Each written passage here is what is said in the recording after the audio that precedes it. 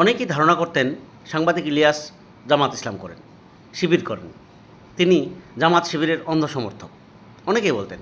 কিন্তু এখন কি হলো?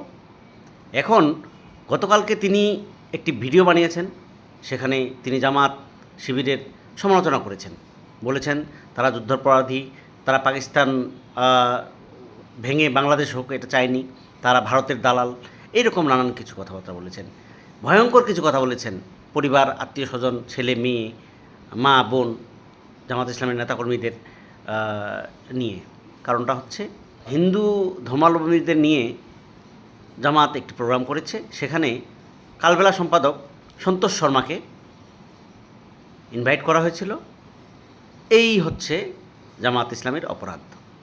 অথচ এই সাংবাদিক ইলিয়াস কিন্তু 2 সপ্তাহও হয়নি, তিনি ফেসবুকে সকালে ঘুম থেকে উঠে একটি স্ট্যাটাস দিলেন যে অন্তরের অন্তঃস্থল থেকে জামায়াতের আমিরের প্রতি আমার ভালোবাসা। কারণ তিনি প্রথম আলোকে হুমকি দিয়েছেন, এইরকম একটি বক্তব্য দিয়েছিলেন জামায়াত আমির ফেসবুকে। তো সেই স্ট্যাটাসের প্রেক্ষিতেই সাংবাদিক ইলিয়াস জামায়াতের আমিরকে নিয়ে এরকম ভালোবাসা প্রকাশ করেছেন। তাই সমালোচনা করেন, সমালোচনা করি আমরা, কোনো সমস্যা নেই। কিন্তু এমন এমন সব কথাবার্তা বলেছেন সাংবাদিক ইলিয়াস, যেটা আসলে এটা মুখের ভাষা হতে পারে না, এটা মুখের ভাষা হতে পারে না।